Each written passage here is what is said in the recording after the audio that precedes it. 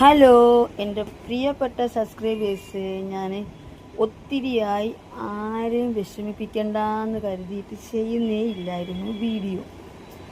ഇന്ന് എനിക്ക് ചെയ്യാതിരിക്കാൻ കഴിഞ്ഞില്ല. കാര്യം, ഒരു മാനുഷിക പരിഗണന ഇല്ലാത്ത രീതിയിൽ അവരെത്ര തെറ്റോ ചെയ്യട്ടെ, അവരെത്ര ഭർത്താക്കന്മാർ കെട്ടിക്കോട്ടെ, ഇവർക്കെന്താണ്?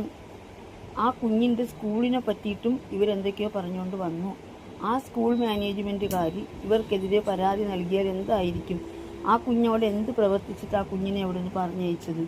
ഇതൊന്നും അറിയാത്ത രീതിയിലുള്ള സംസാരങ്ങളായിരുന്നു ഇവർ കഴിഞ്ഞ കുറേ ആയിട്ട്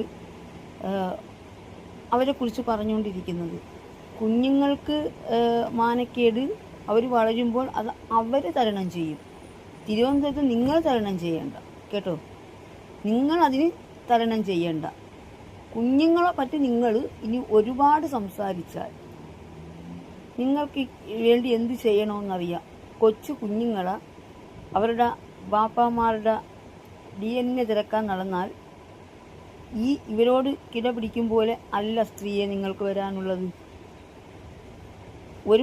ഒരാളുടെ ആവശ്യത്തിനെ നിങ്ങൾ പരിഹസിക്കാവൂ. എന്തിനും ഒരു അറുതിയുണ്ട്. നിങ്ങൾക്ക് ജീവിക്കാൻ വഴിയില്ലെന്ന് നമുക്ക് കാണുമ്പോൾ തന്നെ അറിയാം. അവർ വരുന്നതിൻ്റെ തൊട്ടുപുറക്കെ നിങ്ങളും വരും. ജീവിക്കാൻ വഴിയില്ല. അതുകൊണ്ട് പിന്നെ വേറെ ജോലിക്ക് പോകാൻ പറ്റാത്തതുകൊണ്ട് നിങ്ങളിങ്ങനെ തമ്മിലടിച്ച് വീഡിയോ ഇട്ട് ജീവിക്കുകയാണ്. ഞാനിപ്പോൾ അത് നീ എന്തിനു ചെയ്യുന്നു എന്ന് ചോദിക്കും. ഞാനിത് കണ്ടൊരു അഭിപ്രായം പറയാം. എനിക്കിപ്പോൾ സബ്സ്ക്രൈബേഴ്സ് കൂടിയില്ലെങ്കിലും കുഴപ്പമൊന്നും, ഞാൻ എത്രയോ ദിവസങ്ങളായി ചെയ്തിട്ട്. പക്ഷെ നിങ്ങളുടെ ഈ മോശപ്പെട്ട പ്രവൃത്തി ഞാൻ ചോദ്യം ചെയ്യാൻ വന്നതാണ്. ഇത് ഞാൻ ചോദ്യം ചെയ്തിരിക്കും. നിങ്ങൾ ഈ മസൂറായും അതിനൊക്കെ ആ കുഞ്ഞുങ്ങളെ പറ്റി ബാപ്പാമാരെയും നിങ്ങൾ ചോദ്യമൊക്കെ ചെയ്തു കഴിഞ്ഞാൽ അതിനുള്ള ഒരു മറുപടി നിങ്ങൾക്ക് ഉറപ്പായിട്ട് എൻ്റെ ഭാഗത്തു നിന്നുണ്ടാവും. അത് യാതൊരു സംശയവും വേണ്ട കേട്ടോ. മാതാപിതാക്കൾ ചെയ്യുന്ന കുറ്റം കുഞ്ഞുങ്ങൾ എന്ത് ചെയ്തിട്ടാണ് അവരെ പറയുന്നത്? സ്ത്രീയെ, ഇത് നിങ്ങളൊന്ന് പറഞ്ഞു നോക്കിക്കേ. അതിനുള്ള മറുപടി നിങ്ങൾക്ക് ഞാൻ തരാം.